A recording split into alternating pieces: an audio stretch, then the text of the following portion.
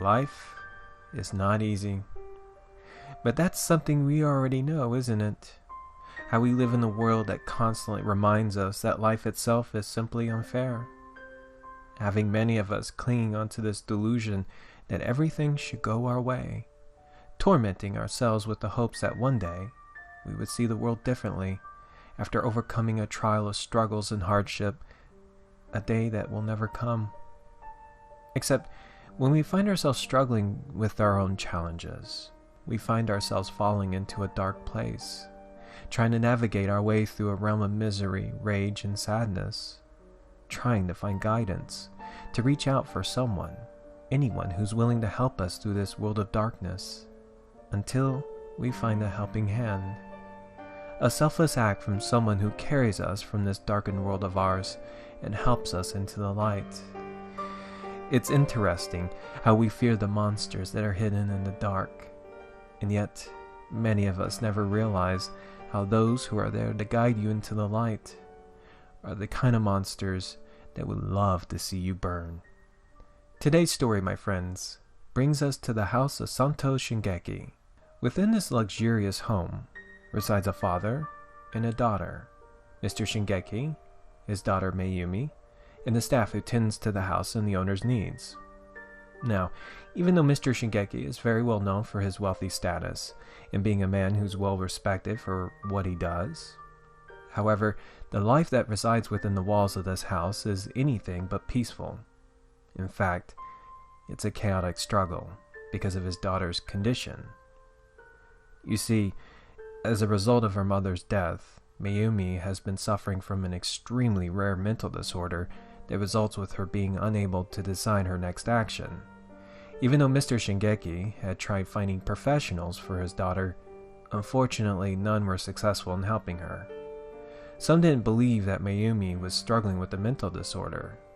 Some advised the idea of having her put on medication, and some even tried convincing Mr. Shingeki to have her admitted into a psychiatric ward. Obviously, these were ideas that Mr. Shingeki refused to accept. So far, the only thing that this father can do for his daughter is the maids and staff who are given the unbearable task of tending to her every needs. As a result of this, many of the staff have resigned because of the tedious and exhausting efforts of having to guide Mayumi through every choice that comes her way. Even when having the maids work in rotating shifts, it still wasn't enough to save his daughter from the tremendous pain of being unable to make her own decisions. So out of desperation, to seek help from anyone, Mr. Shingeki placed an ad for someone who has the experience, credentials, and most importantly, the tolerance to help his daughter through her condition. For obvious reasons, many have declined the position, regardless the amount of money Mr. Shingeki was willing to pay. And for a while, Mr. Shingeki thought all hope was lost. Until a strange woman known as Uchida Mitsu responded to the ad. Regardless of the fact that Miss Mitsu had no credentials, nothing known about her background other than her enthusiasm to help people through struggles and trauma, it was after the brief interview, watching Miss Mitsu immediately tending to Mayumi, and when taking on the unbearable task of guiding Mayumi through the entire day until night. Normally, this isn't the proper methods of hiring someone to help Mayumi. But seeing Miss Mitsu's enthusiasm and endurance in guiding his daughter, seeing Mayumi experience a normal life, Mr. Shingeki was a father who was so desperate, he had this belief that Miss Mitsu will succeed in helping his daughter, which is why she was hired. The weeks that followed, Mr. Shingeki began seeing a huge improvement with Mayumi's condition. According to the security cameras, Miss Mitsu's efforts was definitely showing. Every day, Miss Mitsu would come in at 8 in the morning and leave in the late hours at night after Mayumi fell asleep. It's admirable how someone can work this hard without breaking. Of course, much like Mr. Shingeki, many of us would see Miss Mitsu as a godsend, a saint for what she was doing for Mayumi. Except, there were a few concerns, things that were beginning to show.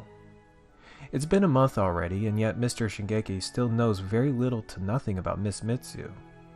Nothing about her past jobs, her friends and family, Nothing about her personal life other than the fact that she had mention of being married, which is a bit concerning seeing how this job must be taking a toll on her marriage because of the long hours. Then her complexion. Even though Miss Mitsu has shown nothing but endurance for her job, the long days and exhausting task of guiding Mayumi was starting to show.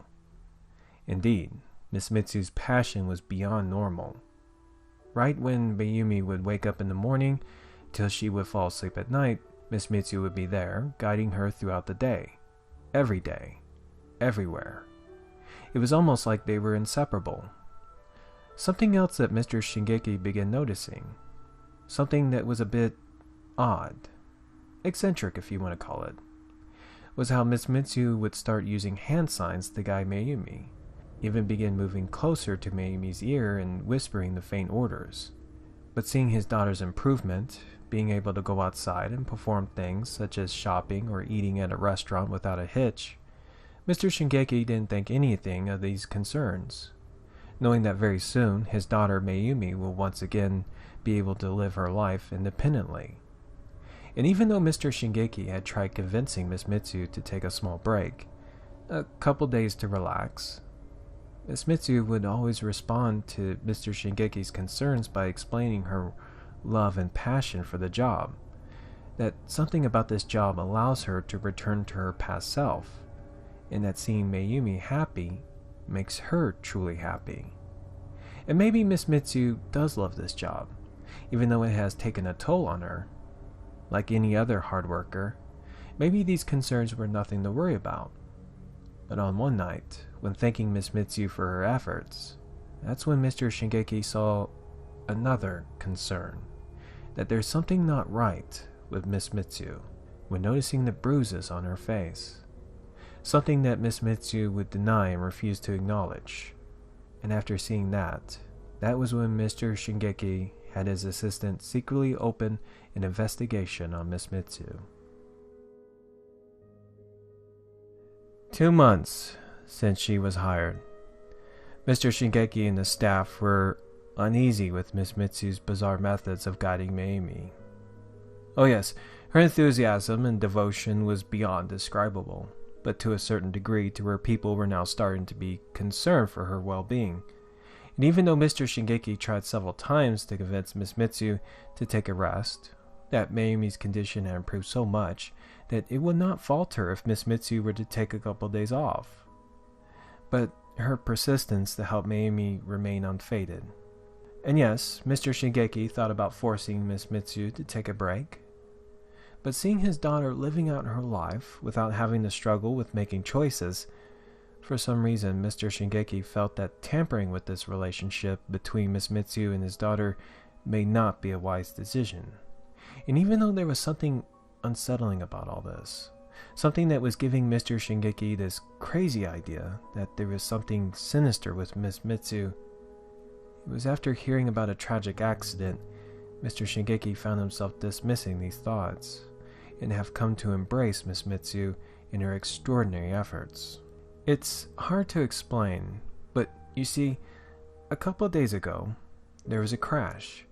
A truck driver who had lost control of his vehicle and accidentally injured several pedestrians. That day, both Mayumi and Miss Mitsu were at the scene. If you think about it, knowing how Mayumi wasn't able to make her own decisions, if it wasn't for Miss Mitsu, well, Mr. Shingeki may have lost his daughter that day. Admirable? Yes. And Mr. Shingeki may have dismissed these concerns with Miss Mitsu, except there was still that feeling. Something about all this that is not right. Even though he'd forgotten about it, it was a smart idea when Mr. Shingeki had his assistant do a background investigation on Miss Mitsu. And after what was found, Mr. Shingeki should be very concerned. It took some time, a lot of effort, but just enough to get a general idea of the woman known as Uchida Metsu. First off, Miss Mitsu does not have any credentials, training, nor experience with helping or assisting those who struggle with trauma or any other mental illnesses. Also, she is not married. Instead, she lives downtown in a duplex with her boyfriend Aga, who has a criminal record for thievery, assault, drug abuse, etc., etc. But most importantly, he's unemployed. Basically, Aga has been living off Miss Mitsu. It's because of him that she applied for this position under the pretense of being a professional, and why she's been forced to work so that he could squander off her earnings. According to the neighbors and witnesses, Aga would usually resort to violence because of his temper, which explains the bruises on Miss Mitsu's body. Basically, Miss Mitsu feels powerless against Aga. And Mr. Shingeki, standing there silently as he took in the shocking news. It is strange how Miss Mitsu is able to take good care of his daughter, knowing how unfortunate her personal life truly is.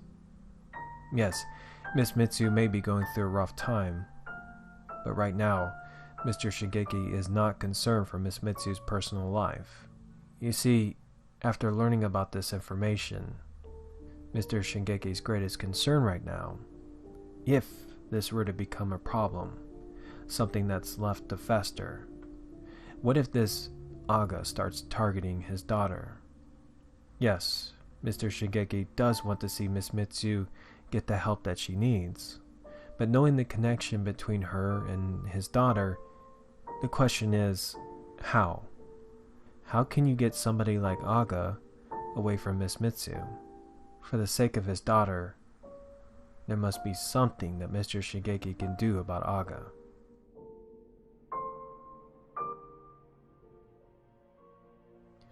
Two weeks later, tragedy had struck when Miss Mitsu was found dead, naked within her own apartment. Her entire body was literally filled with bruises, cuts, and scars. According to forensics, she was beaten to death.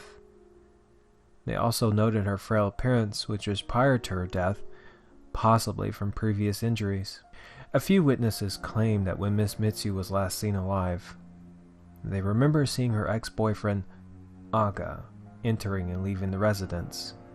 Even though they've known about the abusive relationship, and what little the authorities did when Aga's abuse had gotten out of control, there was some relief when they remember seeing Aga leaving the apartment after being confronted by a stranger. Not sure what the discussion was about, but whatever it was, it had to be the reason why Aga came back a few days later and become the primary suspect to Miss Mitsu's murder. When Mr. Shingeki learned about what happened to Miss Mitsu, immediately he began to panic, filled with so much regret that his attempt to resolve the situation had only made matters worse when knowing that Mayumi will be without Miss Mitsu's guidance. Fearing that everything Miss Mitsu had done for his daughter was all for nothing, that this tragic event would result with Mayumi falling back to her illness once again. And one would think that all hope was lost for Mayumi. Except when Mr. Shingeki rushed to his daughter's room to tell her the shocking news, he did not expect to find his daughter in a state of calmness, not overwhelmed with her inability to make her own choices, but more shockingly, Mayumi believed that Miss Mitsu was still alive, still behind her, guiding her and whispering into her ear. Something that Mr. Shingeki will never forget is when Miss Mitsu had said, "This job allowed me to return to my past self, allowing me to relive my past lifestyle." When he first heard those words, Mr. Shingeki never understood what Miss Mitsu meant, until after learning how she was forced to work successfully by her boyfriend Aga and having to guide Mayumi to live and experience a normal life. Seemed like more of the idyllic life for Miss Mitsu. Even though Miss Mitsu wasn't there, Mayumi still continued on her day as if Miss Mitsu was still at her side, whispering into her ear. Not sure if this was his daughter's imagination, or if Miss Mitsu was somehow projecting her spirit to guide Mayumi. But the strangest thing is if you were to pay close attention, listen carefully, you could still hear the faint whispers surrounding his daughter. But no matter what, Mr. Shingeki is beyond grateful for what Miss Mitsu had done. And even beyond the grave, she's still somehow guiding Mayumi into a normal life. A normal life, indeed. Of all the red flags we've seen, I bet many of us are wondering how a man like Mr. Shingeki could just simply dismiss these concerns. Of course, he does have his reasons. A man so desperate to see his daughter live a normal, healthy life, willing to do whatever it takes for Mayumi to be free from her mental illness. But you know something? How many people do you see in today's world who easily dismiss the warning signs when somebody's lending a helping hand? Who's willing to help them through their struggles, to pick them back up on their feet again, not knowing that they could care less if you fall down again and break? That day, when Mr. Shingeki found his daughter in the garden, stabbing the ground, under the pretense that Miss Mitsu was still guiding her, I think that's when Mr. Shingeki finally realized something was terribly wrong. Later that night, after Mayumi had disappeared for 6 hours, that was when Mr. Shingeki would realize the terrible consequences of his actions when Mayumi returned home at midnight, covered with blood. What happened is that Mayumi had managed to find Aga and killed him. It's what Miss Mitsu had been teaching her this whole time. I bet some of us were expecting a happy ending.